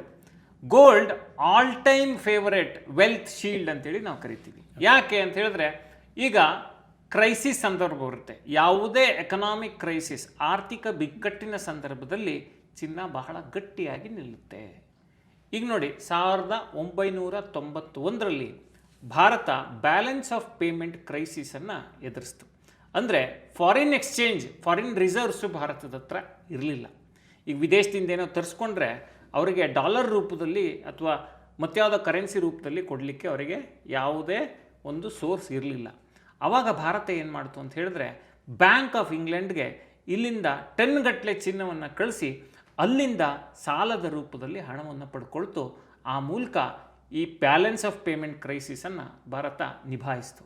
ಸೊ ನೋಡಿ, ಚಿನ್ನ ಇದ್ದರೆ ಯಾವುದೇ ದೇಶ ಅದನ್ನು ತೆಗೆದುಕೊಂಡು ನಿಮಗೆ ಹಣವನ್ನು ಕೊಡುತ್ತೆ ಅನ್ನೋದಕ್ಕೆ ದೇಶಗಳ ನಡುವೆ ನಡೆದಿರುವಂಥ ಈ ವಹಿವಾಟು ಸಾಕ್ಷಿಯಾಗಿ ನಿಲ್ಲುತ್ತೆ. ಈಗ ನೋಡಿ, ಉದಾಹರಣೆಗೆ ನಿಮ್ಮ ಹತ್ರ ಚಿನ್ನ ಇದೆ, ನೀವು ಹೋಗಿ ಇಡ್ತೀರಿ, ಯಾವುದೇ ದೇಶದಲ್ಲಿ ಎಲ್ಲೇ ಹೋಗಿ ಅದಕ್ಕೆ ಅವರು ಆ ಕರೆನ್ಸಿ ವ್ಯಾಲ್ಯೂ ಏನಿರುತ್ತೆ ಅದ್ರ ಪ್ರಕಾರ, ಆ ದೇಶದಲ್ಲಿ ಚಿನ್ನದ ವ್ಯಾಲ್ಯೂ ಏನಿರುತ್ತೆ ಅದ್ರ ಪ್ರಕಾರ ಅವರು ಹಣವನ್ನು ಕೊಡ್ತಾರೆ. ನೀವು ನಿಮ್ಮ ದೇಶದ ಕರೆನ್ಸಿನ ತೆಗೆದುಕೊಂಡು ಹೋಗಿ ಯಾವುದೋ ಮುಂದುವರಿದ ದೇಶದಲ್ಲಿ ಕೊಟ್ಟರೆ ನಿಮ್ಮ ಕರೆನ್ಸಿಗೆ ಒಂದು ವ್ಯಾಲ್ಯೂ ಇರುತ್ತೆ. ಆದರೆ ಗೋಲ್ಡ್ಗೆ ಯೂನಿವರ್ಸಲಿ ಅಕ್ಸೆಪ್ಟೆಡ್ ವ್ಯಾಲ್ಯೂ ಇರುತ್ತೆ. ಅಮೇರಿಕಾದಲ್ಲೂ ಅದೇ ತೂಕ, ಭಾರತದಲ್ಲೂ ಚಿನ್ನಕ್ಕೆ ಅದೇ ತೂಕ, ಚೀನಾದಲ್ಲೂ ಚಿನ್ನಕ್ಕೆ ಅದೇ ತೂಕ ಇರುತ್ತೆ. ಸೊ ಹಾಗಾಗಿ ಗೋಲ್ಡ್ ಇನ್ವೆಸ್ಟ್ಮೆಂಟನ್ನು ಶ್ರೀಮಂತರು ಬಹಳ ಗಂಭೀರವಾಗಿ ಪರಿಗಣಿಸ್ತಾರೆ. ನಾವು ಹೇಳ್ತಿರ್ತೀವಿ, ಅಂದರೆ ಶ್ರೀಮಂತರ ಅಸೆಟ್ಟಲ್ಲಿ ಗೋಲ್ಡ್ ಕೂಡ ಒಂದು ಅನ್ನೋದಕ್ಕೆ ಇದೆಲ್ಲ ಇತಿಹಾಸ ಇದೆ. ಮತ್ತು ನೀವು ಹೇಳ್ಬೋದು, ಈಗ ವಾರ್ ಟೈಮಲ್ಲಿ ಚಿನ್ನ ತುಂಬ ಫಾಲ್ ಆಯ್ತಲ್ಲ, ತುಂಬ ಏರ್ಲೇ ಇಲ್ವಲ್ಲ ಅಂತ ಹೇಳಿದ್ರೆ, ನೋಡಿ, ಏರಿದ ಪ್ರಮಾಣ ಜಾಸ್ತಿ, ಬಟ್ ಒಂದು ಹಂತವನ್ನು ಮೀರಿ ಚಿನ್ನ ಇಳಿಲಿಲ್ಲ. ಈಗ 17,000 ಚಿಲ್ಲರೆ ತನಕ ಈ 1 ಗ್ರಾಮ್ಗೆ ಚಿನ್ನದ ಬೆಲೆ ಹೋಯಿತು. ಈಗ 13,500-14,000 ಆಸ್ಪಾಸಲ್ಲಿ ಓಡಾಡ್ತಿದೆ. ಆದರೆ ಆ ಸಡನ್ ಗ್ರೋತು ಕಡಿಮೆ ಆಯಿತು ಹೊರತು ಈಗ ಅದಕ್ಕಿಂತ ಕೆಳಗಡೆ ಚಿನ್ನ ಇಳಿಯೋದು ಕಷ್ಟ ಇದೆ ಅನ್ನೋದನ್ನು ಬಹಳ ಐತಿಹಾಸಿಕ ಅಂಕಿಅಂಶಗಳು ಹೇಳ್ತವೆ. ಈಗ 2013 ಇಂದ 18ವರೆಗಿನ ಪೀರಿಯಡ್ನ ನಾವು ನೋಡಿದರೆ ಚಿನ್ನ ಏರಿಕೆಯನ್ನು ಕೊಟ್ಟಿಲ್ಲ, ಆದರೆ ಚಿನ್ನ ಬಿದ್ದಿಲ್ಲ. ಓಕೆ, 5-6 ಸಾವಿರ ಆಸುಪಾಸಲ್ಲಿ 10 ಗ್ರಾಮ್ಗೆ ನಾನು ಲೆಕ್ಕ ಹಾಕ್ತಿರೋದು. 5-6 ಸಾವಿರ ಆಸುಪಾಸಲ್ಲಿ ಅಂದರೆ 21,000 25,000ದಿಂದ 35,000 ಆಸ್ಪಾಸಲ್ಲಿ ಚಿನ್ನ ಓಡಾಡಿದೆ. ಓಕೆ. ಸೊ ಇದೇನು ಹೇಳುತ್ತಪ್ಪ ಅಂತ ಹೇಳಿದ್ರೆ, ನಿಮಗೆಲ್ಲ ಕ್ರೈಸಿಸ್ ಸಂದರ್ಭದಲ್ಲಿ ಚಿನ್ನ ನಿಮ್ಮ ಜೊತೆ ನಿಲ್ಲುತ್ತೆ. ನಿಮ್ಮ ಪೋರ್ಟ್ಫೋಲಿಯೋದಲ್ಲಿ ಚಿನ್ನದ ಹೂಡಿಕೆ ಬಗ್ಗೆ ನೀವು ಗಮನ ಕೊಡಬೇಕು. ಅಂದರೆ ನಾವು ಇಲ್ಲದೇ ಇದ್ದರೂ ಬೆಳೆಯೋ ಹೂಡಿಕೆಯಲ್ಲಿ ನಂಬರ್ 1 ಯಾವುದಪ್ಪ ಅಂತ ಹೇಳಿದ್ರೆ ಚಿನ್ನ ಅಂಥೇಳಿ ನಾವು ಈ ಮೂಲಕ ಹೇಳ್ಬೋದು. ನೋಡಿ, ಚಿನ್ನ ಹೇಗೆ ಅಂತೇಳಿ ಇನ್ನೂ ಕೆಲವರಿಗೆ ಡೌಟ್ ಇರ್ಬೋದು. ಸ್ಕ್ರೀನ್ ಮೇಲೆ ಒಂದು ಟೇಬಲನ್ನು ತೋರಿಸ್ತೀವಿ. ಇನ್ಫ್ಲೇಷನ್ ಪ್ರೊಟೆಕ್ಷನ್ ಅಂದರೆ ಹಣದುಬ್ಬರದ ವಿರುದ್ಧ ಚಿನ್ನ ಎದ್ದು ನಿಲ್ಲುತ್ತೆ ಅನ್ನೋದನ್ನು ಇಲ್ಲಿ ಹೇಳುತ್ತೆ. ಈಗ ನೋಡಿ, ನಾವು ಬ್ಯಾಂಕ್ ಅಕೌಂಟಲ್ಲಿ ಹಣ ಇಟ್ಟಿರ್ತೀವಿ. ಅದು ನಾನು ಹೇಳಿದ್ನಲ್ಲ, 3%, 7% ಬಡ್ಡಿ ತಗೊಂಡ್ರೆ ನಮ್ಮ ಹಣ ಐಡಿಯಲಿ ಬೆಳೆಯೋದೇ ಇಲ್ಲ. ಯಾಕೆಂತ ಹೇಳಿದ್ರೆ ಪ್ರತಿ ವರ್ಷ ಅರ್ಥವ್ಯವಸ್ಥೆಯಲ್ಲಿ 6-7% ಬೆಲೆ ಏರಿಕೆ ಆಗ್ತಾನೆ ಇರುತ್ತೆ. ಅಂದರೆ ಸಿಂಪಲಾಗಿ ಹೇಳಬೇಕು ಅಂತ ಹೇಳಿದ್ರೆ, ಇವತ್ತು 10 ರೂಪಾಯಿ ಇರೋ ವಸ್ತು ಇನ್ನೊಂದು ವರ್ಷ ಆದಮೇಲೆ 10 ರೂಪಾಯಿ 60 ಪೈಸೆ ಆಗುತ್ತೆ. ಓಕೆ. ಸೊ ಅಂದರೆ ನಾನು ಹೇಳ್ತಿರೋದು ಒಂದು ಎಕ್ಸಾಂಪಲ್ಲು. ಆದರೆ ಚಿನ್ನ ಹಾಗಲ್ಲ. ಚಿನ್ನ ಇನ್ಫ್ಲೇಷನನ್ನು ಮೀರಿ ಬೆಲೆ ಏರಿಕೆ ಕಾಣ್ತಾ ಹೋಗುತ್ತೆ. ಸೊ ಹಿಸ್ಟಾರಿಕಲಿ ನೋಡ್ಕೊಂಡು ಬಂದರೆ ಆಲ್ಮೋಸ್ಟ್ ಒಂದು 50-60 ಇಯರ್ಸ್ ಡೇಟಾವನ್ನು ತೆಗೆದ್ರೆ ಚಿನ್ನ ಸ್ಟಾಕ್ ಮಾರ್ಕೆಟ್ಗಿಂತ ಜಾಸ್ತಿ ರಿಟರ್ನ್ಸನ್ನು CAGR ಲೆಕ್ಕದಲ್ಲಿ ಕೊಟ್ಟಿದೆ. ಇದನ್ನು ನಾವು ನೆನ್ಪಿಟ್ಕೋಬೇಕು. ಮತ್ತು ಮಾರ್ಕೆಟ್ ಕ್ರ್ಯಾಶ್. ಈಗ ನೋಡಿ, ಮಾರ್ಕೆಟ್ ಕ್ರ್ಯಾಶ್ ಆದಂಥ ಸಂದರ್ಭದಲ್ಲಿ ಬ್ಯಾಂಕ್ ಫೇಲ್ಯೂರ್ ಆಗುವಂಥ ಸಾಧ್ಯತೆಯೂ ಇರುತ್ತೆ. ಆದರೆ ಫೇಲ್ಯೂರ್ ಆಗೇ ಬಿಡ್ತವೆ ಅಂತಲ್ಲ. ಆದರೆ ಗೋಲ್ಡ್ಗೆ ಆ ರೀತಿ ಇಲ್ಲ. It's a shield against market crashes. Government control. ಈಗ ನೋಡಿ, ಬ್ಯಾಂಕಲ್ಲಿ ಏನೋ ದುಡ್ಡಿಟ್ಟಿರ್ತೀವಿ. ಈಗ ನಿಮಗೆ ನೆನಪಿದ್ರೆ ಒಂದಷ್ಟು ವರ್ಷಗಳ ಹಿಂದೆ ಬ್ಯಾಂಕಲ್ಲಿ ನಾವು ಎಷ್ಟೇ ದುಡ್ಡಿಟ್ಟರು 1 ಲಕ್ಷಕ್ಕೆ ಮಾತ್ರ ಡೆಪಾಸಿಟ್ ಇನ್ಶೂರೆನ್ಸ್ ಸ್ಕೀಮ್ ಅಂಡರಲ್ಲಿ ಕವರೇಜ್ ಇತ್ತು. ಆ ನಂತರದಲ್ಲಿ ಸರ್ಕಾರ ಅದನ್ನು 5 ಲಕ್ಷಕ್ಕೆ ಹೆಚ್ಚಳ ಮಾಡಿತು. ಇವತ್ತಿಗೂ 5 ಲಕ್ಷಕ್ಕಿಂತ ಜಾಸ್ತಿ ಹಣವನ್ನು ಬ್ಯಾಂಕ್ನಲ್ಲಿ ಇಟ್ಟಿದ್ರೆ ಒಂದು ವೇಳೆ ಆ ಬ್ಯಾಂಕ್ ದಿವಾಳಿ ಆದರೆ ನಮಗೆ ಸಿಗೋದು 5 ಲಕ್ಷ. ಆದರೆ ಚಿನ್ನದ ವಿಷಯದಲ್ಲಿ ಹಾಗೆ ಆಗೋದಿಲ್ಲ. ಯಾವುದೇ ಒಂದು ಲೋಕಲ್ ಗವರ್ನಮೆಂಟ್ ಮೇಲೆ ಅಥವಾ ಸ್ಥಳೀಯ ಸರ್ಕಾರಗಳ ನಿಯಂತ್ರಣದಲ್ಲಿ ಚಿನ್ನ ಇಲ್ಲ. ಸೊ ಇದು ಇನ್ನೊಂದು ಇಂಪಾರ್ಟೆಂಟ್ ಆಸ್ಪೆಕ್ಟ್. ಸರಿ ಸರ್, ಹಾಗಾದರೆ ಹೇಗೆ ಹೂಡಿಕೆ ಮಾಡಬೇಕು? ಯಾವ ಹೂಡಿಕೆಯ ಮಾಧ್ಯಮವನ್ನು ಆಯ್ಕೆ ಮಾಡ್ಕೋಬೇಕು? ಈಗ ನೋಡಿ, ಗೋಲ್ಡ್ ಅಂತ ಬಂದಾಗ ಕೆಲವರು ನಾಣ್ಯಗಳನ್ನು ಖರೀದಿ ಮಾಡ್ತಾರೆ, ಆಭರಣ ಖರೀದಿ ಮಾಡ್ತಾರೆ. ಅಫ್ಕೋರ್ಸ್ ಅದರದ್ದೇ ಆದ ಪಾಸಿಟಿವ್ಸ್ ನೆಗೆಟಿವ್ಸ್ ಇದೆ. ಈಗ ಆಭರಣ ಖರೀದಿ ಮಾಡಿದ ತಕ್ಷಣ ಮೇಕಿಂಗ್ ಚಾರ್ಜು ಅದು ಇದು ಅಂತೆಲ್ಲ ಒಂದಿಷ್ಟು ಖರ್ಚು ಬರುತ್ತೆ. ಅದರ ಜೊತೆಗೆ GST ಖರ್ಚು ಬರುತ್ತೆ. ಸೊ ಇದು ಒನ್ ಆಫ್ ದಿ ವೇ. ಅದನ್ನು ಸರಿ ತಪ್ಪು ಅಂತ ಹೇಳೋದು ಕಷ್ಟ ಆಗುತ್ತೆ. ಗೋಲ್ಡ್ ಇನ್ವೆಸ್ಟ್ಮೆಂಟ್ ಅಂತ ಬಂದಾಗ gold ETF, gold exchange traded ಫಂಡ್ಗಳಿವೆ, ಗೋಲ್ಡ್ ಮ್ಯೂಚುವಲ್ ಫಂಡ್ಗಳಿವೆ. ಈಗ ಇನ್ನೊಂದು ಹೂಡಿಕೆ ಬಂದಿದೆ, ಎಲೆಕ್ಟ್ರಾನಿಕ್ ಗೋಲ್ಡ್ ರೆಸಿಪ್ಟ್ಸ್ ಅಂತೇಳಿ. ಅದು SEBI ಇಂಟ್ರಡ್ಯೂಸ್ ಮಾಡಿರುವಂಥ ಒಂದು ಹೂಡಿಕೆ.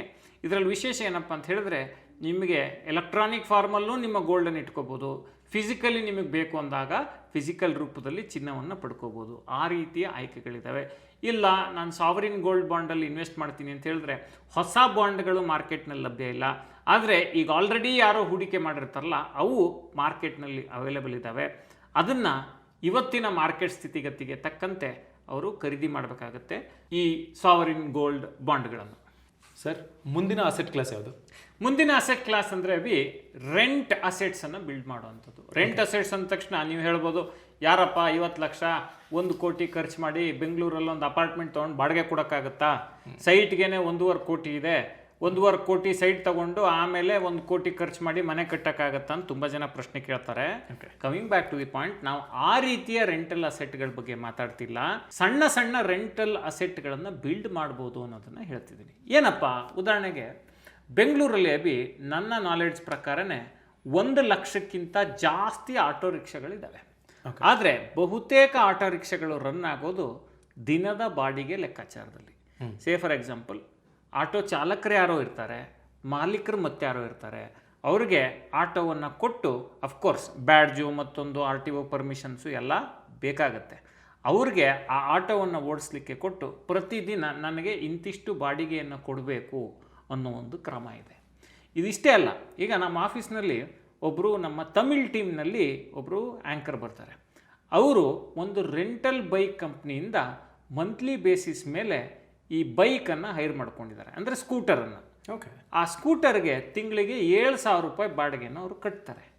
ನೋಡಿ, ಆ ಸ್ಕೂಟರನ್ನು ಖರೀದಿ ಮಾಡಿ ಆ ಕಂಪ್ನಿ ಜೊತೆ ಟೈಅಪ್ ಮಾಡಿರೋ ವ್ಯಕ್ತಿ ಮತ್ತಾರು? ಇವ್ರು 7,000 ರೂಪಾಯಿ ಕಟ್ತಾರೆ ಅಂತ ಹೇಳಿದ್ರೆ ಒಂದು 30% ಅವ್ರು ಕಟ್ ಮಾಡ್ಕೋತಾರೆ. ಒಂದು 5,000 ರೂಪಾಯಿ 4,500 ರೂಪಾಯಿ ಅವ್ರಿಗೆ ಕೂತ್ ಜಾಗದಲ್ಲಿ ಬರುತ್ತೆ.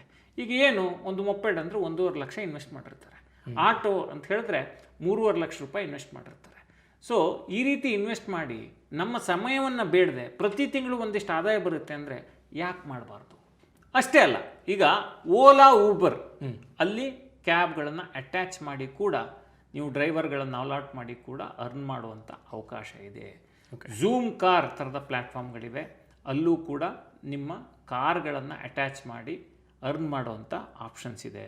ಮತ್ತು ಯಾವುದೋ ಕಾರ್ಪೊರೇಟ್ ಕಂಪ್ನಿ ಇರುತ್ತೆ, ಆ ಫ್ಲೀಟನ್ನು ಅಟ್ಯಾಚ್ ಮಾಡ್ತಾರೆ. ಈಗ ನೋಡಿ, ಎಷ್ಟೋ ಜನ ಗ್ರೇಟರ್ ಬೆಂಗಳೂರು ಅಥಾರಿಟಿಗೆ ಈ ಕ್ಯಾಬ್ಗಳನ್ನು ಅಟ್ಯಾಚ್ ಮಾಡ್ಕೊಂಡಿರ್ತಾರೆ. ಅಷ್ಟೇ ಅಲ್ಲ, ಇನ್ಕಮ್ ಟ್ಯಾಕ್ಸ್ ಡಿಪಾರ್ಟ್ಮೆಂಟ್ ಜೊತೆ ಕ್ಯಾಬ್ಗಳನ್ನು ಅಟ್ಯಾಚ್ ಮಾಡ್ಕೊಂಡಿರ್ತಾರೆ. ಜೊತೆಗೆ ರಾಜ್ಯ ಸರ್ಕಾರದ ಬೇರೆ ಬೇರೆ ಇಲಾಖೆಗಳ ಜೊತೆ ಕ್ಯಾಬನ್ನು ಅಟ್ಯಾಚ್ ಮಾಡ್ಕೊಂಡಿರ್ತಾರೆ. ಕಮರ್ಷಿಯಲ್ ಟ್ಯಾಕ್ಸ್ ಡಿಪಾರ್ಟ್ಮೆಂಟಲ್ಲಿ ಕ್ಯಾಬ್ಗಳನ್ನು ಅಟ್ಯಾಚ್ ಮಾಡ್ಕೊಂಡಿರ್ತಾರೆ. ಸೊ ಅವ್ರಿಗೇನಪ್ಪ ಅಂತ ಹೇಳಿದ್ರೆ, ಒಬ್ಬರು ಡ್ರೈವರ್ ಇಟ್ಟಿರ್ತಾರೆ, ಒಂದು ಕಾರ್ ತೊಗೊಂಡಿರ್ತಾರೆ, ತಿಂಗಳಿಗೆ ಒಂದು 60,000 ರೂಪಾಯಿ ಬರುತ್ತೆ ಅಂತ ಇಟ್ಕೊಳ್ಳಿ. ಇಷ್ಟೇ ಬರುತ್ತೆ ಅಂತ ನಾನು ಹೇಳ್ತಿಲ್ಲ ಇಲ್ಲಿ. ಒಂದು ಡ್ರೈವರ್ ಖರ್ಚು ಕಳೆದು ನಿಮ್ಮ EMI ಕಳೆದು ನಿಮ್ಗೊಂದು 15,000 ರೂಪಾಯಿ 18,000 ರೂಪಾಯಿ ಉಳಿಯುತ್ತೆ, ಎಲ್ಲ ಖರ್ಚುಗಳನ್ನು ಕಳೆದ್ರು. ಓಕೆ. ಏನೂ ಮಾಡದೆ ನಿಮ್ಮ ಸಮಯವನ್ನು ಬೇಡದೆ ಇಷ್ಟು ಹಣ ಬರುತ್ತೆ ಅಂತ ಹೇಳಿದ್ರೆ, ಈಗ ನೋಡಿ, ನೀವು ಸಿಂಪಲ್ ಒಂದು FD ಇಟ್ರಿ ಅಂತ ಇಟ್ಕೊಳ್ಳಿ. ಉದಾಹರಣೆಗೆ ನಾನು ಹೇಳ್ದಂಗೆ, ಈಗ ಒಂದು ರೆಂಟಲ್ ಬೈಕು 1.5 ಲಕ್ಷ ರೂಪಾಯಿ FD ಇಟ್ಟರೆ ಒಂದು ವರ್ಷಕ್ಕೆ ಎಷ್ಟು ಮಹಾ ಬರ್ಬೋದು? ಒಂದು 7,000 ರೂಪಾಯಿ ಬರ್ಬೋದು. ಇಲ್ಲೊಂದು ತಿಂಗಳಿಗೆ ಅದನ್ನು ದುಡಿಯೋಕ್ಕೆ ಸಾಧ್ಯ ಇದೆ. ಸೊ ಆ ರೀತಿಯ ಅಸೆಟ್ಗಳನ್ನು ಶ್ರೀಮಂತರು ಬಿಲ್ಡ್ ಮಾಡ್ತಾರೆ. ಈಗ ರೆಂಟಲ್ ಅಸೆಟ್, ಈಗ ಉದಾಹರಣೆಗೆ ನಮ್ಮ ಆಫೀಸ್ನ ಫ್ಲೋರ್ಗಳು, ನಂಗೆ ಕರೆಕ್ಟಾಗಿ ಬಾಡಿಗೆ ಗೊತ್ತಿಲ್ಲ, ಒಂದೊಂದು ಫ್ಲೋರ್ನ ಬಾಡಿಗೆ 15ರಿಂದ 20 ಲಕ್ಷದ ತನಕ ಇದೆ. ಓಕೆ. ಆ ಓನರ್ ಇಲ್ಲಿ ಯಾರೂ ಇರಲ್ಲ, ಅವರೆಲ್ಲೋ ಕೂತಿರ್ತಾರೆ. ಅವ್ರು ಒಂದ್ಸತಿ ಇನ್ವೆಸ್ಟ್ ಮಾಡಿ ಪ್ರತಿ ತಿಂಗಳು ಆದಾಯ ಪಡಿತಾರೆ. ಸೊ ನಾನು ಇದನ್ನು ಹೇಳ್ತಿರೋದು, ಈ ಥರ ದೊಡ್ಡ ಬಿಲ್ಡಿಂಗ್ ನಿಮ್ಗೆ ಎಲ್ಲರಿಗೂ ಖರೀದಿ ಮಾಡೋಕ್ಕಾಗತ್ತೆ ಅಂತಲ್ಲ. ಕ್ಯಾಮ್ರಾ ಬಾಡಿಗೆ ಕೊಡ್ಬೋದು, ಬೈಕ್ಗಳನ್ನು ಬಾಡಿಗೆ ಕೊಡ್ಬೋದು, ಕಾರ್ಗಳನ್ನು ಬಾಡಿಗೆ ಕೊಡ್ಬೋದು, ಆಟೋ ರಿಕ್ಷಾನ ಬಾಡಿಗೆಗೆ ಬಿಡ್ಬೋದು, ಅಥವಾ ನಿಮ್ಮ ಯಾವುದೋ ಮನೇಲಿ ಒಂದು ಸಣ್ಣ ಕಾರ್ ಗ್ಯಾರೇಜ್ ಇದೆ ಅದನ್ನು ಬಾಡಿಗೆ ಕೊಡ್ಬೋದು. ನಿಮ್ಮ ಖಾಲಿ ಸೈಟ್ ಇದೆ, ಆ ಸೈಟಲ್ಲಿ ನೀವು ಕಸ್ಟಮ್ ಬಿಲ್ಡ್ ಮಾಡಿ, ಈಗ ಉದಾಹರಣೆಗೆ ಈ ವಾಟರ್ ಸರ್ವಿಸ್ ಸ್ಟೇಷನ್ ಶುರು ಮಾಡಬೇಕು ಅಂತೇಳಿ ಇರ್ತಾರೆ, ನಿಮ್ದೆಲ್ಲ ಖಾಲಿ ಸೈಟ್ ಇರುತ್ತೆ, ಅಲ್ಲಿ ಒಳ್ಳೆ ಕ್ರೌಡ್ ಇರುತ್ತೆ. ಆ ಖಾಲಿ ಸೈಟನ್ನು ನೀವು ಕಸ್ಟಮೈಸ್ ಮಾಡಿಬಿಟ್ಟು ಅವರಿಗೆ ಬಾಡಿಗೆ ಕೊಡಿ. ಓಕೆ. ನಿಮ್ಮ ಖಾಲಿ ಸೈಟಿಂದನೂ ನಿಮಗೆ ಆದಾಯ ಬರುತ್ತೆ. ಸೊ ಈ ರೀತಿ ಆಲೋಚನೆ ಮಾಡಿದಾಗ ನಮ್ಮ ಸಮಯ ಬೇಡದೆ ಗಳಿಸ್ಲಿಕ್ಕೆ ಸಾಧ್ಯ ಆಗುತ್ತೆ. ಒಂದು ಕ್ವಿಕ್ ಟೇಬಲ್ ನೋಡ್ಬೋಣ ಈಗ ನೋಡಿ, ಆಟೋ ರಿಕ್ಷಾ 3.5ರಿಂದ 4 ಲಕ್ಷ ರೂಪಾಯಿ ಇವತ್ತಿನ ಮಾರ್ಕೆಟಲ್ಲಿ ತಿಂಗಳಿಗೆ ಒಂದು 7,800 ರೂಪಾಯಿಂದ 8,000 ರೂಪಾಯಿವರೆಗೆ ಬಾಡಿಗೆ ರೂಪದಲ್ಲಿ ಅರ್ನ್ ಮಾಡಲಿಕ್ಕೆ ಸಾಧ್ಯ ಅನ್ನೋದನ್ನು ಎಸ್ಟಿಮೇಟ್ ಕೊಡ್ತಿದ್ದೀವಿ. ಇದಕ್ಕೆ ಪಕ್ಕಾ ಇದೆ ಅಂತ ನಾವು ಹೇಳ್ತಿಲ್ಲ. ಫ್ಲೀಟ್ ಬೈಕ್ಸಲ್ಲಿ ಒಂದು 5,000ರಿಂದ 6,000 ರೂಪಾಯಿ ನಾವು ಅರ್ನ್ ಮಾಡ್ಬೋದು. ಅಂದರೆ 1.5-2 ಲಕ್ಷ ರೂಪಾಯಿನ ಇನ್ವೆಸ್ಟ್ ಮಾಡಿದ್ರೆ ತಿಂಗಳಿಗೆ 5,000ರಿಂದ 6,000 ರೂಪಾಯಿನ ಗಳಿಸ್ಲಿಕ್ಕೆ ಸಾಧ್ಯತೆ ಇದೆ. ಈಗ ನೋಡಿ, ಯಾವ್ಯಾವ ಪ್ಲ್ಯಾಟ್ಫಾರ್ಮ್ ಇವೆ ಅಂತ ಹೇಳಿದ್ರೆ, ರಾಯಲ್ ಬ್ರದರ್ಸ್ ಅಂತೇಳಿ ಪ್ಲ್ಯಾಟ್ಫಾರ್ಮ್ ಇದೆ. ಆ ರೀತಿ ಎಷ್ಟೊಂದು, ಬಟ್ ಇವನ್ನ ನಾವು ಎಂಡಾರ್ಸ್ ಮಾಡ್ತಿಲ್ಲ, ನಾವು ಎಕ್ಸಾಂಪಲ್ ಆಗಿ ಕೊಡ್ತಿರುವಂಥದ್ದು. ಈಗ ಓಲಾ ಊಬರ್ ನಿಮ್ಗೆ ಗೊತ್ತೇ ಇದೆ, ಅಲ್ಲಿ ಅಟ್ಯಾಚ್ ಮಾಡ್ಬೋದು. ತಿಂಗಳಿಗೆ 15,000ರಿಂದ 18,000 ರೂಪಾಯಿ ಎಲ್ಲ ಖರ್ಚುಗಳು ಉಳಿಸ್ಲಿಕ್ಕೆ ಸಾಧ್ಯತೆ ಇದೆ. ಮತ್ತು ಕಾರ್ಪೊರೇಟ್ ಫ್ಲೀಟ್ ಟೈಅಪ್ 30,000ದಿಂದ 45,000ವರೆಗೂ ಗಳಿಸೋಕ್ಕೆ ಸಾಧ್ಯ ಇದೆ. ಅಫ್ಕೋರ್ಸ್ ಖರ್ಚುಗಳನ್ನೆಲ್ಲ ಕಳೆದ್ರೆ ಆ ಗಳಿಕೆಯ ಪ್ರಮಾಣ ಕಡಿಮೆ ಆಗುತ್ತೆ. ಸೆಲ್ಫ್ ಡ್ರೈವ್ ಅಗ್ರಿಗೇಟರ್ಸ್, ಈ ಝೂಮು ಮತ್ತೊಂದು ಕಡೆ ಎಲ್ಲ ಕಾರನ್ನು ಅಟ್ಯಾಚ್ ಮಾಡಿದರೆ ನಿಮಗೆ ಏನು ಡಿಮ್ಯಾಂಡ್ ಇರುತ್ತೆ ಅದರ ಮೇಲೆ ಅರ್ನಿಂಗ್ ಸಿಗುತ್ತೆ. ನೋಡಿ, ಇಲ್ಲಿ ನಾವು ದೊಡ್ಡ ದೊಡ್ಡ ಬಿಲ್ಡಿಂಗ್ಗಳನ್ನು ಪರ್ಚೇಸ್ ಮಾಡಬೇಕು ಅಂತಲೇ ಇಲ್ಲ, ಎಷ್ಟೊಂದು ದಾರಿ ಈ ರೆಂಟಲ್ ಇನ್ಕಮನ್ನು ಅರ್ನ್ ಮಾಡಲಿಕ್ಕೆ ಇದ್ದಾವೆ. ನಿಮ್ಮ ಶಕ್ತಿಗೆ ತಕ್ಕಂತೆ ಅರಿತು ತಿಳಿದು ಯಾವುದು ಹೊಂದಾಣಿಕೆ ಆಗುತ್ತೆ ಅದನ್ನು ಅರ್ಥ ಮಾಡಿಕೊಂಡು ಪ್ರಾಪರ್ ಅಗ್ರಿಮೆಂಟ್ ಮಾಡಿಕೊಂಡು ಈ ರೀತಿಯ ಕೆಲಸಗಳಿಗೆ ಕೈ ಹಾಕಿ, ಸುಮ್ಮನೆ ನಾವು ಇನ್ನೇನೋ ಹೇಳಿದ್ದೀವಿ ಅಂದ ತಕ್ಷಣ ಬ್ಲೈಂಡಾಗಿ ಹೋಗಿ ಮಾಡಲಿಕ್ಕೆ ಹೋಗಬೇಡಿ. ಓಕೆ. ನೀವು ಅದ್ರ ಮೇಲೆ ರಿಸರ್ಚ್ ಮಾಡಿ ನಂತರ ಇದರಲ್ಲಿ ನೀವು ಹೂಡಿಕೆ ಮಾಡೋದಾದರೆ ಹೇಗೆ ಮಾಡಬೇಕು ಅನ್ನೋದನ್ನು ಅಳತೆ ಅಂದಾಜು ಮಾಡಿ ನಂತರ ಮುಂದುವರಿ. ಓಕೆ. ಹಾಗಾದರೆ ಮುಂದಿನ ಅಸೆಟ್ ಕ್ಲಾಸ್ ಯಾವುದು ಸರ್? ಮುಂದಿನ ಅಸೆಟ್ ಕ್ಲಾಸ್ ಯಾವುದಪ್ಪ ಅಂತ ಹೇಳಿದ್ರೆ ಹೆಲ್ತ್ ಆ್ಯಂಡ್ ಟರ್ಮ್ ಇನ್ಶೂರೆನ್ಸ್. ಇದನ್ನು ಯಾಕೆ ಅಸೆಟ್ ಅಂತ ಕರಿತೀನಿ ಅಂತ ಹೇಳಿದ್ರೆ, ನೋಡಿ, ಬಹುತೇಕ ಶ್ರೀಮಂತರು ಅಥವಾ ಮೇಲ್ಮಧ್ಯಮ ವರ್ಗದವರು ಹೆಲ್ತ್ ಆ್ಯಂಡ್ ಟರ್ಮ್ ಇನ್ಶೂರೆನ್ಸನ್ನು ಮಾಡಿಸ್ಕೊಂಡಿರ್ತಾರೆ. ಅವ್ರಿಗೆ ಏನು ಅರ್ಥ ಆಗಿದೆಯಪ್ಪ ಅಂತ ಹೇಳಿದ್ರೆ, ನಾವು ಯಾವುದೇ ಸಂಪತ್ತಿನ ಸೌಧವನ್ನು ಕಟ್ಟಬೇಕಾದ್ರೆ ಭದ್ರವಾದ ಬುನಾದಿ ಇರಬೇಕು ಅನ್ನೋ ಕ್ಲಾರಿಟಿ ಅವ್ರಿಗಿದೆ. ಓಕೆ. ಈಗ ಕಷ್ಟಪಟ್ಟು ತಿಂಗಳಿಗೆ ಒಂದು 50,000ನೋ 30,000ನೋ 15,000ನೋ 10,000ನೋ ಉಳಿಸ್ತಿರ್ತೀವಿ ಅಭಿ. ಮನೇಲಿ ಯಾರಿಗೂ ಅನಾರೋಗ್ಯ ಆಯಿತು, ಮ್ಯೂಚುವಲ್ ಫಂಡಲ್ಲಿರೋ ದುಡ್ಡು ತೆಗಿತೀವಿ, ಬ್ಯಾಂಕಲ್ಲಿರೋ ದುಡ್ಡು ತೆಗಿತೀವಿ, ಮನೇಲಿರೋ ಚಿನ್ನ ಗಿರ್ವಿ ಇಡ್ತೀವಿ.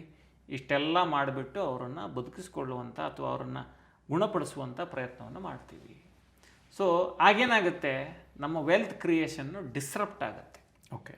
ಸೊ ಇದಾಗಬಾರ್ದು ಅಂದರೆ ಏನು ಮಾಡಬೇಕು? ಹೆಲ್ತ್ ಇನ್ಶೂರೆನ್ಸು ಮತ್ತು ಟರ್ಮ್ ಇನ್ಶೂರೆನ್ಸು ಅಗತ್ಯ ಅಷ್ಟೇ ಅಲ್ಲ, ಅನಿವಾರ್ಯ. ಏನಪ್ಪ ಹೆಲ್ತ್ ಇನ್ಶೂರೆನ್ಸು? ಹೆಲ್ತ್ ಇನ್ಶೂರೆನ್ಸ್ ಇದ್ದರೆ ನಿಮ್ಮ ಇನ್ವೆಸ್ಟ್ಮೆಂಟ್ಸು ಅದರ ಪಾಡ್ಗದಿರುತ್ತೆ. ಈ ಕಡೆ ನಿಮಗೆ ಅನಾರೋಗ್ಯ ಆದರೆ ಆ ಇನ್ಶೂರೆನ್ಸಿಂದ ಖರ್ಚುಗಳನ್ನು ನಿಭಾಯಿಸ್ಬೋದು. ನಮ್ಮ ಸ್ನೇಹಿತರಿಗೊಬ್ಬರಿಗೆ ಇತ್ತೀಚೆಗೆ ಈ ಹಾರ್ಟ್ ಅಟ್ಯಾಕ್ ಆಯಿತು, ಒಂದು 8 ಲಕ್ಷ ರೂಪಾಯಿ ತನಕ ಬಿಲ್ ಆಯಿತು. ಅವರು ಹೆಲ್ತ್ ಇನ್ಶೂರೆನ್ಸ್ ಇಟ್ಕೊಂಡಿದ್ರಿಂದ ಕೈಯಿಂದ ಒಂದು 20-30 ಸಾವಿರ ಬೇರೆ ರೀತಿ ಖರ್ಚಾಗಿದೆ ಬಿಟ್ಟರೆ ಬಹುಪಾಲು ಹಣ ಅವರಿಗೆ ಇನ್ಶೂರೆನ್ಸಿಂದ ಕವರೇಜ್ ಆಯಿತು, ಅವರು ಪಡೆದಿರೋ ಕವರೇಜ್ ಪ್ರಕಾರ. ಓಕೆ. ಸೊ ಈಗ ನೋಡಿ, ಅವ್ರು ಒಂದು ವೇಳೆ ಇನ್ಶೂರೆನ್ಸ್ ತೊಗೊಂಡಿರಲಿಲ್ಲ, ವರ್ಷಕ್ಕೊಂದು 25,000-30,000 ಪ್ರೀಮಿಯಂ ಕಟ್ಟಿರಲಿಲ್ಲ ಅಂತ ಹೇಳಿದ್ರೆ ಒಂದೇ ಸರಿ 8 ಲಕ್ಷದ ಭಾರ ಬರ್ತಿತ್ತು. ಆ ಭಾರವನ್ನು ನಿಭಾಯಿಸಲಿಕ್ಕೆ ಅವರು ಬೇರೆ ಯಾವುದೋ ಹಣವನ್ನು ಲಿಕ್ವಿಡೇಟ್ ಮಾಡಬೇಕಾದಂಥ ಪರಿಸ್ಥಿತಿ ಬರ್ತಿತ್ತು. ಹಾಗಾದರೆ ಬರೀ ಹೆಲ್ತ್ ಇನ್ಶೂರೆನ್ಸ್ ಇದ್ದರೆ ಸಾಕಾ ಅಂತ ಹೇಳಿದ್ರೆ ನೋಡಿ ಏನಾಗುತ್ತೆ, ಈ ವೆಲ್ತ್ ಕ್ರಿಯೇಷನು ನಮಗೆ ಕನಸಿನ ಗೋಪುರವೇ ಇರುತ್ತೆ. ಓಕೆ. ನಾನು ನನ್ನ ಮಕ್ಕಳನ್ನು ಈ ರೀತಿ ಓದಿಸ್ಬೇಕು, ನಾನು ಈ ರೀತಿ ಮನೆ ಕಟ್ಟಬೇಕು, ನನ್ನ ಮಕ್ಕಳು ಮೆಡಿಕಲ್ ಓದಬೇಕು, ಅಥವಾ ನನ್ನ ಮಕ್ಕಳು ಜರ್ನಲಿಸ್ಟ್ ಆಗಬೇಕು, ನನ್ನ ಮಕ್ಕಳು ಕಂಟೆಂಟ್ ಕ್ರಿಯೇಟರ್ಸ್ ಆಗಬೇಕು, ಈ ರೀತಿ ದೊಡ್ಡ ಆಶಾಗೋಪುರ ಇರುತ್ತೆ. ಇಂಥ ಸಂದರ್ಭದಲ್ಲಿ ಎಲ್ಲವೂ ನಡ್ಕೊಂಡು ಹೋದರೆ ಸರಿ. ಅಂದರೆ ಪ್ರತಿ ತಿಂಗಳು ನಾವು ಅದಕ್ಕೆ ನೋಡಿ, ಯಾವುದೇ ಕನಸಿಗೆ ಈ ಹಣಕಾಸಿನ ಪುಷ್ಟಿ ಬೇಕು. ಓಕೆ. ಹಣಕಾಸಿನ ಪುಷ್ಟಿ ಅಂದ್ರೇನು? ಈಗ ನೋಡಿ, ಒಳ್ಳೆ ಶಾಲೆಯಲ್ಲಿ ಓದಿಸ್ಬೇಕು ಮಕ್ಕಳನ್ನ, ಹಣ ಬೇಕು. ಒಳ್ಳೆ ಮನೆ ಕಟ್ಟಬೇಕು, ಹಣ ಬೇಕು. ಒಳ್ಳೆ ಕಾರ್ ತಗೋಬೇಕು, ಅಥವಾ ಮಕ್ಕಳನ್ನ ಒಳ್ಳೆ ಸ್ಕೂಲ್ಗೆ ಕಳಿಸ್ಬೇಕು, ಒಳ್ಳೆ ವ್ಯಾನ್ಗೆ ನೀವು ಅವ್ರಿಗೆ ಟ್ರಾವೆಲ್ಗೆ ವ್ಯವಸ್ಥೆ ಮಾಡಬೇಕು, ಪ್ರತಿಯೊಂದಕ್ಕೂ ಹಣ. ಮ್ಯೂಸಿಕ್ ಕಲಿಸ್ಬೇಕು, ಹಣ ಬೇಕು. ಡ್ಯಾನ್ಸ್ ಕಲಿಸ್ಬೇಕು, ಹಣ ಬೇಕು. ಸೊ ಪ್ರತಿ ತಿಂಗಳು ಆ ವ್ಯಕ್ತಿ ದುಡ್ಕೊಂಡು ಬರ್ತಿದ್ದಾಗ ಮನೆಯಲ್ಲಿ ಇದೆಲ್ಲವೂ ಸರಾಗವಾಗಿ ನಡ್ಕೊಂಡು ಹೋಗುತ್ತೆ. ಒಂದು ವೇಳೆ ಆ ವ್ಯಕ್ತಿಯ ಜೀವಕ್ಕೆ ತೊಂದರೆ ಆದರೆ ಆ ಕುಟುಂಬದ ಖರ್ಚುಗಳನ್ನು ನಿಭಾಯಿಸೋರು ಯಾರು? ಅದಕ್ಕೆ ಪರಿಹಾರ ಏನಪ್ಪ ಅಂತ ಹೇಳಿದ್ರೆ term insurance. Term insurance, health insurance ಅಗತ್ಯ ಅಲ್ಲ, ಅನಿವಾರ್ಯ. ಇದು ಪ್ರತಿಯೊಂದು ಕುಟುಂಬದ ಆಪತ್ ಬಾಂಧವ, ಆಪ್ತ ರಕ್ಷಕ. ಇದನ್ನು ಕಾಂಪ್ರಮೈಸ್ ಆಗಬೇಡಿ. ಇದೇನೋ ಸೇಲ್ಸಿ ಪ್ರಾಡಕ್ಟ್ ಅಂತ ಅನ್ಕೋಬೇಡಿ. ಇದು ಪ್ರತಿಯೊಬ್ಬರಿಗೂ ಬೇಕು. ಈಗ ನೋಡಿ, ನಮ್ಮ ಇಲ್ಲಿ ಶೂಟಿಂಗ್ ಮಾಡ್ತಿದ್ದೀವಿ, 3 ಜನರ ಹತ್ರ ಹೆಲ್ತ್ ಇನ್ಶೂರೆನ್ಸ್ ಇದೆ. ಅಫ್ಕೋರ್ಸ್ ಅವರವರ ಶಕ್ತಿಗೆ ಅನುಗುಣವಾಗಿ ಕವರೇಜನ್ನು ಪಡ್ಕೊಂಡಿದ್ದಾರೆ. ಒಬ್ರು 5 ಲಕ್ಷ ಪಡ್ಕೊಂಡಿರ್ಬೋದು, ಒಬ್ರು 10 ಲಕ್ಷ ಪಡೆದಿರ್ಬೋದು, ಒಬ್ರು 20 ಲಕ್ಷ ಪಡೆದಿರ್ಬೋದು. ಆದರೆ ಪ್ರತಿಯೊಬ್ಬರು ಈ ರೂಮಲ್ಲಿರೋರ ಹತ್ರ ಹೆಲ್ತ್ ಇನ್ಶೂರೆನ್ಸ್ ಇದೆ ಅನ್ನೋದು ತುಂಬ ಇಂಪಾರ್ಟೆಂಟ್ ಆಸ್ಪೆಕ್ಟು. ಇದನ್ನು ಪ್ರತಿಯೊಬ್ಬರು ಅರ್ಥ ಮಾಡಿಕೊಂಡು ಅಳವಡಿಸ್ಕೋಬೇಕು. ಈಗ ನೋಡಿ ಅಭಿ, ಟರ್ಮ್ ಇನ್ಶೂರೆನ್ಸ್ ಅಂದ ತಕ್ಷಣ ತುಂಬ ದುಬಾರಿ ಅದು ಅನ್ನೋ ಒಂದು ಭಾವನೆ ತುಂಬ ಜನರಿಗೆ ಇರುತ್ತೆ. ಇಲ್ಲ, ತಿಂಗಳಿಗೆ 400-500 ರೂಪಾಯಿಂದ ಟರ್ಮ್ ಇನ್ಶೂರೆನ್ಸ್ ಪ್ರೀಮಿಯಂಗಳು ಶುರು ಆಗ್ತವೆ. ಅಫ್ಕೋರ್ಸ್ ಕವರೇಜಿಗೆ ತಕ್ಕಂಗೆ ಪ್ರೀಮಿಯಂ ಚೇಂಜ್ ಆಗುತ್ತೆ. ಕೋಟಿಗಳವರೆಗೆ ಕವರೇಜನ್ನು ಪಡೀಲಿಕ್ಕೆ ಸಾಧ್ಯ ಇದೆ. ಸೊ ಹಾಗಾಗಿ ಈ ಟರ್ಮ್ ಇನ್ಶೂರೆನ್ಸ್ ತೆಗೆದುಕೊಂಡಾಗ ಏನಾಗುತ್ತೆ, ಆ ಕುಟುಂಬಕ್ಕೆ ಏನಾದರೂ ತೊಂದರೆ ಆದರೆ, ಆ ವ್ಯಕ್ತಿಯ ಜೀವಕ್ಕೆ ಏನಾದರೂ ತೊಂದರೆ ಆದರೆ, ಆ ಕುಟುಂಬಕ್ಕೆ 50 ಲಕ್ಷನೋ 1 ಕೋಟಿನೋ ಏನು ಕವರೇಜ್ ಪಡ್ಕೊಂಡಿರ್ತಾರಲ್ಲ, ಆ ಕವರೇಜ್ ಹೋಗುತ್ತೆ. ನಾವು ಡಿಸ್ಕ್ರಿಪ್ಷನಲ್ಲಿ ಒಂದು ಲಿಂಕ್ ಕೊಟ್ಟಿದ್ದೀವಿ, ಅದನ್ನು ಬಳಸಿ ಟರ್ಮ್ ಇನ್ಶೂರೆನ್ಸನ್ನು ಖರೀದಿ ಮಾಡಿದ್ರೆ 15% ಡಿಸ್ಕೌಂಟ್ ಸಿಗುತ್ತೆ. 51 ಇನ್ಶೂರೆನ್ಸ್ ಕಂಪನಿಗಳ ಬೇರೆ ಬೇರೆ ಪ್ರಾಡಕ್ಟ್ಗಳನ್ನು ಕಂಪೇರ್ ಮಾಡಿ ನಿಮಗೆ ಯಾವುದು ಸೂಕ್ತ ಅದನ್ನು ಖರೀದಿ ಮಾಡಲಿಕ್ಕೆ ಸಾಧ್ಯ ಆಗುತ್ತೆ. ಮತ್ತು ಕವರೇಜ್ ಮಾಡಬೇಕಾದಂಥ ಸಂದರ್ಭದಲ್ಲಿ 30 ನಿಮಿಷದಲ್ಲಿ ಇನಿಷಿಯಲ್ ಕ್ಲೇಮ್ ಸಪೋರ್ಟ್ ಸಿಗುತ್ತೆ. ನೋಡಿ, ಟರ್ಮ್ ಇನ್ಶೂರೆನ್ಸ್ ನಿಮ್ಮ ಕುಟುಂಬಕ್ಕೆ ನಿಮ್ಮ ಅನುಪಸ್ಥಿತಿಯಲ್ಲಿ ಹಣಕಾಸಿನ ರಕ್ಷಣೆ ಕೊಡುವಂಥ ಬಹಳ ಇಂಪಾರ್ಟೆಂಟ್ ಪ್ರಾಡಕ್ಟು. ಡಿಸ್ಕ್ರಿಪ್ಷನಲ್ಲಿ ಲಿಂಕ್ ಇದೆ, ಅದನ್ನು ಬಳಸ್ಕೊಂಡು ಆದಷ್ಟು ಬೇಗ ಟರ್ಮ್ ಇನ್ಶೂರೆನ್ಸನ್ನು ಖರೀದಿ ಮಾಡಿ. ಈಗ ನೋಡಿ ಅಭಿ, ಟರ್ಮ್ ಇನ್ಶೂರೆನ್ಸ್ ಬಗ್ಗೆ ಮಾತಾಡಿದ್ವಿ ನಾವು. ಹೆಲ್ತ್ ಇನ್ಶೂರೆನ್ಸ್ ಕೂಡ ಅಷ್ಟೇ ಇಂಪಾರ್ಟೆಂಟು. ತಿಂಗಳಿಗೆ 400-500 ರೂಪಾಯಿಂದ ಪ್ರೀಮಿಯಂ ಶುರು ಆಗುತ್ತೆ. ನಾವು ಹೇಗೆ ಕವರೇಜನ್ನು ಪಡ್ಕೋತೀವಿ ಅದಕ್ಕೆ ತಕ್ಕಂಗೆ ಪ್ರೀಮಿಯಂ ಬದಲಾಗುತ್ತೆ. 51 ಇನ್ಶೂರೆನ್ಸ್ ಕಂಪನಿಗಳ ಪ್ರಾಡಕ್ಟನ್ನು ಕಂಪೇರ್ ಮಾಡಿ ಬೈ ಮಾಡುವಂಥ ಅವಕಾಶ ಇದೆ. ಡಿಸ್ಕ್ರಿಪ್ಷನಲ್ಲಿ ನಾವು ಕೊಟ್ಟಿರುವಂಥ ಲಿಂಕನ್ನು ಬಳಸ್ಕೊಂಡು. ಅಷ್ಟೇ ಅಲ್ಲ, 25% ಡಿಸ್ಕೌಂಟ್ ಕೂಡ ಸಿಗುತ್ತೆ ಪ್ರೀಮಿಯಂ ಮೇಲೆ. ಡೆಡಿಕೇಟೆಡ್ ಹೆಲ್ತ್ ಮ್ಯಾನೇಜರ್ ಸಿಗ್ತಾರೆ, ಅಂದರೆ ನಿಮಗೆ ಯಾವ ರೀತಿ ಇನ್ಶೂರೆನ್ಸ್ ತೊಗೋಬೇಕು ಅನ್ನೋದನ್ನು ಗೈಡ್ ಮಾಡಲಿಕ್ಕೆ. ಅಷ್ಟೇ ಅಲ್ಲ, ಆಸ್ಪತ್ರೆಗೇನೋ ಸಮಸ್ಯೆ ಆಯಿತು, ಸೇರ್ಕೋಬೇಕು, ಈಗ ಯಾರಿಗೋ ಟ್ರೀಟ್ಮೆಂಟ್ ಆಗಬೇಕು ಅನ್ನೋ ಸಂದರ್ಭದಲ್ಲಿ 30 ನಿಮಿಷದಲ್ಲೇ ಇನಿಷಿಯಲ್ ಕ್ಲೇಮ್ ಸಪೋರ್ಟನ್ನು ಕೊಡ್ತಾರೆ. ತಡ ಮಾಡಬೇಡಿ, ಡಿಸ್ಕ್ರಿಪ್ಷನಲ್ಲಿರೋ 2 ಲಿಂಕ್ಗಳನ್ನು, ಹೆಲ್ತ್ ಮತ್ತು ಟರ್ಮ್ ಇನ್ಶೂರೆನ್ಸ್ ಲಿಂಕ್ಗಳನ್ನು ಬಳಸ್ಕೊಂಡು ಆದಷ್ಟು ಬೇಗ ಅದನ್ನು ಖರೀದಿ ಮಾಡಿ ಇದು ನಿಮ್ಮ ಕುಟುಂಬಕ್ಕೆ ಅತ್ಯಂತ ಅಗತ್ಯವಾಗಿರುವಂಥ ಒಂದು ಪ್ರಾಡಕ್ಟ್. ಓಕೆ, ಅಸೆಟ್ಟನ್ನು ಸಂಪಾದಿಸೋನು ಅಷ್ಟೇ ಬುದ್ಧಿವಂತ ಅಲ್ಲ, ಅದು ಹಾಳಾಗದ ಹಾಗೆ ಕಾಪಾಡ್ಕೊಳ್ಳೋನು ಬುದ್ಧಿವಂತ. ಸೊ ಈ ಅಸೆಟ್ನ ಬಗ್ಗೆ ನೀವು ಅಸೆಟ್ ಪ್ರೊಟೆಕ್ಷನ್ ಬಗ್ಗೆ ಆಲೋಚನೆ ಮಾಡ್ತೀರಿ ಅಂತ ನಾನಂತೂ ಭಾವಿಸ್ತೀನಿ. ಹಾಗಾದರೆ ಮುಂದಿನ ಅಸೆಟ್ ಕ್ಲಾಸ್ ಯಾವುದು? ಮುಂದಿನ ಅಸೆಟ್ ಕ್ಲಾಸ್ ಏನಪ್ಪ ಅಂತ ಹೇಳಿದ್ರೆ ಡಿಜಿಟಲ್ ಅಸೆಟ್ಸ್ ಅಂತೇಳಿ ನಾವು ಕರಿತೀವಿ. ಈಗ ನೋಡಿ, ಡಿಜಿಟಲ್ ಅಸೆಟ್ಸ್ ಅಂದರೆ ಏನು? ನಾವು ಆನ್ಲೈನ್ ಪ್ರೆಸೆನ್ಸನ್ನು ಜಾಸ್ತಿ ಮಾಡ್ಕೊಳ್ಳೋದು. ಇದು ಹೇಗೆ ಹೆಲ್ಪ್ ಆಗುತ್ತಪ್ಪ ಅಂತ ಹೇಳಿದ್ರೆ, say for example YouTube, Instagram, Facebook ಮೂಲಕ ನೀವು ಪ್ಯಾರಲಲ್ ಅಸೆಟ್ಸನ್ನು ಕ್ರಿಯೇಟ್ ಮಾಡಲಿಕ್ಕೆ ಸಾಧ್ಯ. ಹೇಗೆ ಅಂತೇಳಿ ನೀವು ಕೇಳ್ಬೋದು. ಈಗ ನೋಡಿ, ಯೂಟ್ಯೂಬು ನಿಮಗೆ ವಿಡಿಯೋ ಮಾಡಿದರೆ, ಈಗ ಉದಾಹರಣೆಗೆ ₹100 ಆದಾಯ ಅದಕ್ಕೆ ಬರ್ತಿದೆ ಅಂತ ಹೇಳಿದ್ರೆ 65% ಆದಾಯನ ಅದು ಕ್ರಿಯೇಟರ್ಗೆ ಕೊಡುತ್ತೆ. ಓಕೆ, ಸೊ ಈ ರೀತಿಯ ಪ್ಲ್ಯಾಟ್ಫಾರ್ಮ್ ಯಾವ್ದಾದ್ರು ಇದ್ದರೆ ಅದು ನೋಡಿ ಎಷ್ಟು ಅನುಕೂಲ ಆಗುತ್ತೆ ಅನ್ನೋದಕ್ಕೆ ಯೂಟ್ಯೂಬ್ ಒಂದು ಎಕ್ಸಾಂಪಲು. ಇನ್ಸ್ಟಾಗ್ರಾಮ್ಗಳ ಮೂಲಕ ಬಿಸ್ನೆಸ್ಸನ್ನು ಬಿಲ್ಡ್ ಮಾಡ್ಬೋದು. ಅಷ್ಟೇ ಅಲ್ಲ, ಫೇಸ್ಬುಕ್ ಮೂಲಕ ರೀಚನ್ನು ಬಿಲ್ಡ್ ಮಾಡ್ಬೋದು. ನೀವು ನೋಡಿದ್ರೆ ಎಷ್ಟೊಂದು ಜನ ಕ್ರಿಯೇಟರ್ಸು ಒಂದು ವಿಡಿಯೋ ಹಾಕಿರ್ತಾರೆ, ಅವ್ರು ಮತ್ತೆಲ್ಲೋ ಕೆಲಸ ಮಾಡ್ತಿರ್ತಾರೆ. ಆ ವಿಡಿಯೋದಿಂದ ಪರೋಕ್ಷವಾಗಿ ಅವರಿಗೆ ಆದಾಯ ಬರ್ತಿರುತ್ತೆ. ಸೊ ಈಗ ನೋಡಿ, ನಾವೀಗ ಎಷ್ಟೊಂದು ಕಂಟೆಂಟನ್ನು ಕ್ರಿಯೇಟ್ ಮಾಡ್ತೀವಿ, ಜನರಿಗೆ ಉಪಯೋಗ ಆಗುವಂಥ ಕಂಟೆಂಟನ್ನು. ನಮಗೆ ಹೇಗೆ ಹಣ ಬರುತ್ತೆ ಅಂತ ಹೇಳಿದ್ರೆ, ಯೂಟ್ಯೂಬು ನಾವು ಹಾಕುವಂಥ ವಿಡಿಯೋಗಳ ಮೇಲೆ ಅಡ್ವರ್ಟೈಸ್ಮೆಂಟನ್ನು ಪುಷ್ ಮಾಡುತ್ತೆ. ಅದು ಪುಷ್ ಮಾಡಿದ ನಂತರ ನಮಗೆ ಒಂದಿಷ್ಟು ಆದಾಯವನ್ನು ಯೂಟ್ಯೂಬ್ ಕೊಡುತ್ತೆ. ಈ ಮೂಲಕ ನಮ್ಮ ಅನುಪಸ್ಥಿತಿಯಲ್ಲಿ ನಾವೀಗ ಒಂದು ವಿಡಿಯೋ ಹಾಕಿ ಸಾಯಂಕಾಲ 7 ಗಂಟೆಗೆ ಲಿಸ್ಟ್ ಮಾಡಿ ಹೋಗಿರ್ತೀವಿ. ರಾತ್ರಿ ಯಾರೋ ನೋಡ್ತಾರೆ, ಅದರಿಂದ ಅವ್ರಿಗೆ ಅನುಕೂಲ ಆಗುತ್ತೆ. ಅದ್ರ ಮೇಲೆ ಯೂಟ್ಯೂಬ್ ಯಾವುದೋ ಒಂದು ಪ್ರಾಡಕ್ಟನ್ನು ಪುಷ್ ಮಾಡುತ್ತೆ. ನಾವು ಮಲಗಿದ್ದಾಗಲೂ ಯೂಟ್ಯೂಬ್ ವ್ಯೂಸ್ ಆಗ್ತಾ ಇರುತ್ತೆ. ಈಗ ನೋಡಿ, ಎಷ್ಟೋ ಸತಿ ಯಾವುದೋ ಒಂದು ಒಳ್ಳೆ ಕೋರ್ಸ್ ಕ್ರಿಯೇಟ್ ಮಾಡಿ ಹಾಕಿದರೆ ಅದು ವರ್ಷಾನುಗಟ್ಟಲೆ ಆದಾಯ ಕೊಡ್ತಿರುತ್ತೆ. ಬರೀ ಯೂಟ್ಯೂಬಾ ಅಂತ ಹೇಳಿದ್ರೆ ಇಲ್ಲ. ನೋಡಿ, ಆನ್ಲೈನ್ ಕೋರ್ಸ್ಗಳನ್ನು ಮಾಡ್ಬೋದು, ಆನ್ಲೈನ್ ಕೋರ್ಸ್ಗಳನ್ನು ಕ್ರಿಯೇಟ್ ಮಾಡಿ ಸೆಲ್ ಮಾಡ್ಬೋದು, ಆನ್ಲೈನ್ ಬುಕ್ಸನ್ನು ಮಾಡಿ ಸೆಲ್ ಮಾಡ್ಬೋದು, ಆನ್ಲೈನ್ ಪ್ರಾಡಕ್ಟ್ಗಳು. ಈಗ ಉದಾಹರಣೆಗೆ ನೀವು ಯಾವುದೋ ಒಂದು ಬುಕ್ ಲಿಸ್ಟ್ ಮಾಡ್ತೀರಿ, ನೀವು ಅಲ್ಲೇನು ಇರಬೇಕಾಗಿಲ್ಲ. ಅಮೆಝಾನಲ್ಲಿ ನೀವು ಯಾವುದೋ ಒಂದು ಪುಸ್ತಕ ಬರೆದಿರ್ತೀರಿ ಅಂತ ಇಟ್ಕೊಳ್ಳಿ, ಅಮೆಝಾನಲ್ಲಿ ನೀವು ಲಿಸ್ಟ್ ಮಾಡಿರ್ತೀರಿ. ಅಲ್ಲಿ ಯಾವುದೋ ವ್ಯಕ್ತಿ ನಿಮ್ಮ ಕಂಟೆಂಟ್ ಇಷ್ಟ ಆಗಿ ಆ ಪುಸ್ತಕನ ಬುಕ್ ಮಾಡೋದು ಅಂತ ಹೇಳಿದ್ರೆ ನಿಮ್ಮ ಕೆಲಸ ಏನು? ಬರೀ ಆ ಪುಸ್ತಕ ಕಳಿಸೋದು ಅಷ್ಟೇ, ನಿಮ್ಮ ಪ್ರೆಸೆನ್ಸ್ ಏನಿಲ್ಲ. ಸೊ ಕೋರ್ಸ್ ಮಾಡ್ಬೋದು, ಪುಸ್ತಕದ ಮೂಲಕ ಆದಾಯ ಮಾಡ್ಬೋದು, ಯೂಟ್ಯೂಬ್ ಮೂಲಕ ಆದಾಯ ಮಾಡ್ಬೋದು, ಫೇಸ್ಬುಕ್ ಮೂಲಕ ಆದಾಯ ಮಾಡ್ಬೋದು, ಇನ್ಸ್ಟಾಗ್ರಾಮ್ ಮೂಲಕ ಆದಾಯ ಮಾಡ್ಬೋದು. ಆದರೆ ನೆನ್ಪಿಟ್ಕೊಳ್ಳಿ, ಇದು ಯಾವುದಕ್ಕೂ ಕೂಡ ನೀವು ಸದಾಕಾಲ ಅಲ್ಲಿ ಇರಬೇಕಾಗಿಲ್ಲ. ಓಕೆ, ಇದನ್ನೇ ಡಿಜಿಟಲ್ ಅಸೆಟ್ಸ್ ಅಂತ ಕರೆಯೋದು. ಈಗ ಅಫ್ಕೋರ್ಸ್ ಈಗ ನೋಡಿ, ನೀವು ಯಾವುದೋ ಒಂದು ಸಂಸ್ಥೆಯಲ್ಲಿ ಕೆಲಸಕ್ಕೆ ಸೇರ್ಕೋತೀರಿ. ಅಲ್ಲಿ ನಿಮಗೆ ಸಂಬಳ ಬರಬೇಕು ಅಂದರೆ ಇಡೀ ದಿವಸ ನೀವು ದುಡಿಬೇಕು. ಹೌದು, 9 ತಾಸು, 8 ತಾಸು, 8.25 ತಾಸು ಏನೋ ಇರುತ್ತೆ. ಆದರೆ ನಿಮ್ಮದೇ ಒಂದು ಡಿಜಿಟಲ್ ಅಸೆಟ್ನ ನೀವು ಕ್ರಿಯೇಟ್ ಮಾಡ್ಕೊಂಡ್ರಿ. ಸೇ ಫಾರ್ ಎಕ್ಸಾಂಪಲ್, ನಿಮ್ದು ಯಾವುದೋ ಒಂದು ಲೈಫ್ ಸ್ಟೈಲ್ ಯೂಟ್ಯೂಬ್ ಚಾನಲ್ ಇದೆ ಅಂತ ಅಂದ್ಕೊಳ್ಳಿ.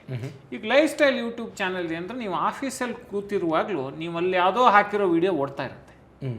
ಅದ್ರ ಮೂಲಕ ನಿಮಗೆ ಆದಾಯ ಬರುತ್ತೆ. ಸೊ ಈ ರೀತಿ ಡಿಜಿಟಲ್ ಅಸೆಟ್ಸನ್ನು ಪ್ರತಿಯೊಬ್ಬರು ಕ್ರಿಯೇಟ್ ಮಾಡ್ಬೋದು. ನೋಡಿ, ಇದರಲ್ಲಿ ಭಾಳ ಇಂಪಾರ್ಟೆಂಟ್ ಆಸ್ಪೆಕ್ಟ್ ಏನು ಅಂತ ಹೇಳಿದ್ರೆ, ತುಂಬ ಜನ ಅನ್ಕೋತಾರೆ ಯಾರೋ ತಿಳಿದವ್ರು ಮಾಡ್ಬೋದು ಅಂತ. ಹಂಗಲ್ಲ ಅದು. ಈಗ ನೋಡಿ, ಒಬ್ಬ ಕಾರ್ ಮೆಕ್ಯಾನಿಕ್, ಒಬ್ಬರು ಬೈಕ್ ಮೆಕ್ಯಾನಿಕ್, ಒಬ್ಬರು ಆಟೋ ಡ್ರೈವರ್ ಕೂಡ ವಿಡಿಯೋ ವ್ಲಾಗ್ಗಳನ್ನು ಮಾಡಿ ಅಸೆಟ್ಟನ್ನು ಬಿಲ್ಡ್ ಮಾಡ್ಬೋದು.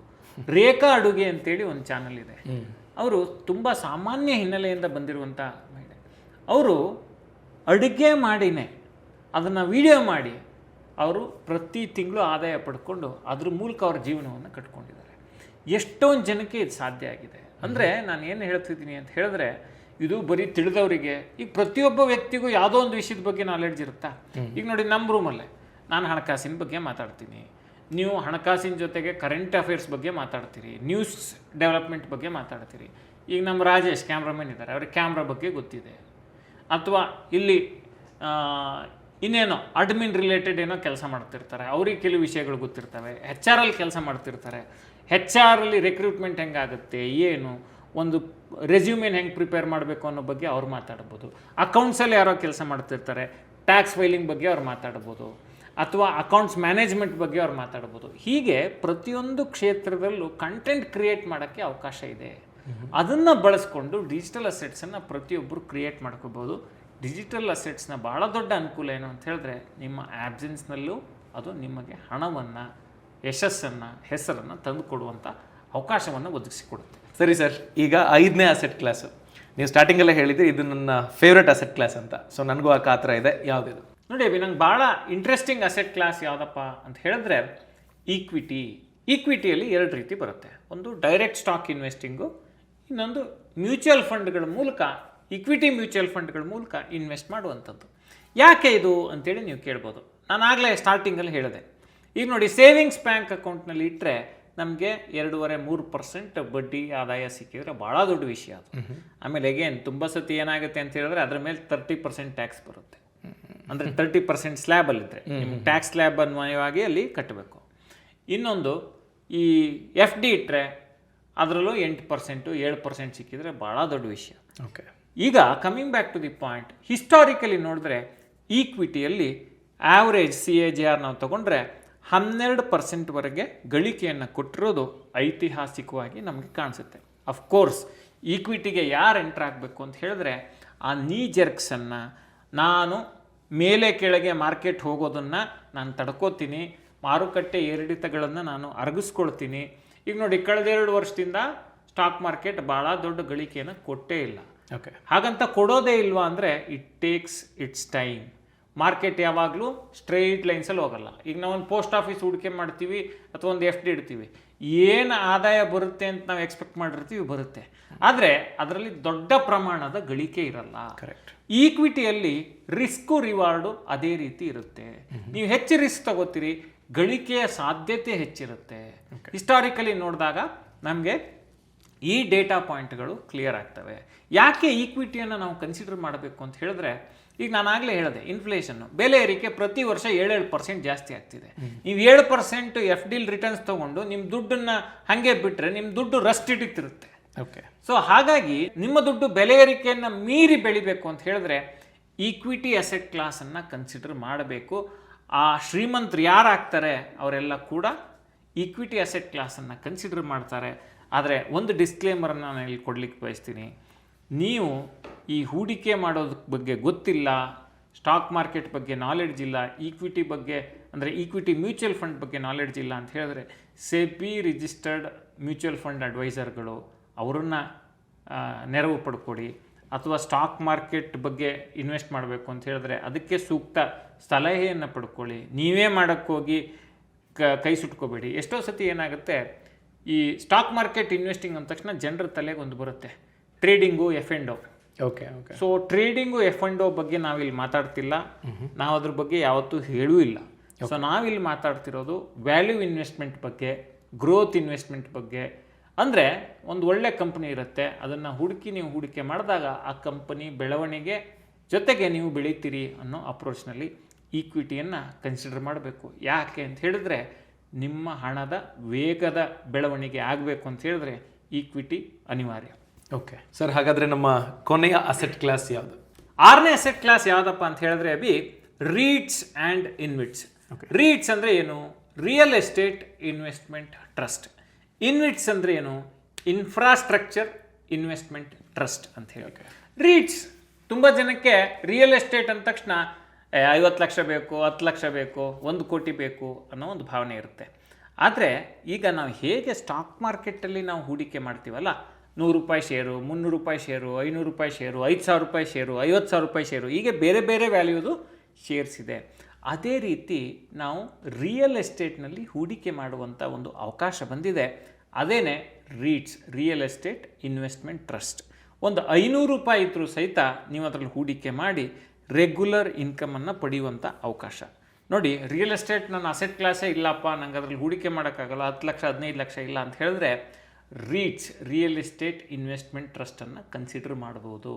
ನೋಡಿ, ಇದು ಕೂಡ ಹೇಗಪ್ಪ ಅಂತ ಹೇಳಿದ್ರೆ ಹೇಗೆ ವರ್ಕ್ ಆಗುತ್ತೆ ಅಂತೇಳಿ ನೀವು ಕೇಳ್ಬೋದು. ಈಗ ಬೆಂಗಳೂರಲ್ಲಿ ಎಷ್ಟೊಂದು ಟೆಕ್ ಪಾರ್ಕ್ಗಳಿವೆ, ಕಮರ್ಷಿಯಲ್ ಕಾಂಪ್ಲೆಕ್ಸ್ಗಳು, ದೊಡ್ಡ ದೊಡ್ಡ ಕಂಪ್ನಿಗಳು ಅಲ್ಲಿಗೆ ಲಕ್ಷಾಂತರ ರೂಪಾಯಿ, ಕೋಟ್ಯಾಂತರ ರೂಪಾಯಿ ಬಾಡಿಗೆಯನ್ನು ಕಟ್ತಿರ್ತವೆ. ಆ ರೀತಿ ಬಿಲ್ಡಿಂಗ್ಗಳನ್ನು ಕಟ್ಟಿ ಬಾಡಿಗೆ ಕೊಟ್ಟಿರುವಂಥ ಕಂಪನಿ ಅಲ್ಲಿ ಈ ರೀಟ್ಸನ್ನು ಮಾಡಿ ಅದನ್ನು ಲಿಸ್ಟ್ ಮಾಡಿರುತ್ತೆ. ಸೊ ನೀವು ಒಂದು ಪೋರ್ಷನ್ ಆಫ್ ದಿ ಬಿಗ್ ಬಿಲ್ಡಿಂಗನ್ನು ನೀವು ಬಾಡಿಗೆ ರೂಪದಲ್ಲಿ ಯಾರಿಗೂ ಕೊಟ್ಟಿರ್ತೀರಿ.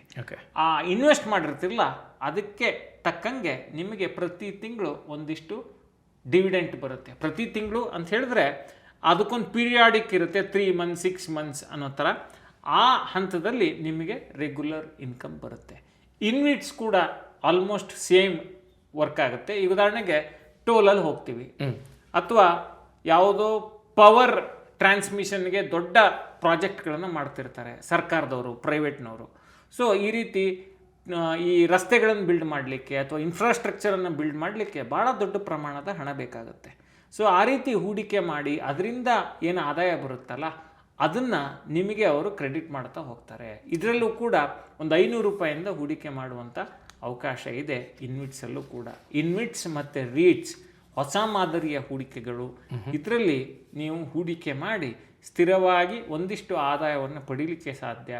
ಅಫ್ಕೋರ್ಸ್ ಟ್ರೆಡಿಷ್ನಲ್ FD ಅಥವಾ RD ಅಥವಾ ಸೇವಿಂಗ್ಸ್ ಬ್ಯಾಂಕ್ ಅಕೌಂಟ್ಗಿಂತ ಹೆಚ್ಚನ್ನು ಗಳಿಸಲಿಕ್ಕೆ ಸಾಧ್ಯ. ಜೊತೆಗೆ ಅಷ್ಟೇ ಅಲ್ಲ, ಇದೊಂದು ಯೂನಿಕ್ ಅಸೆಟ್ ಕ್ಲಾಸ್.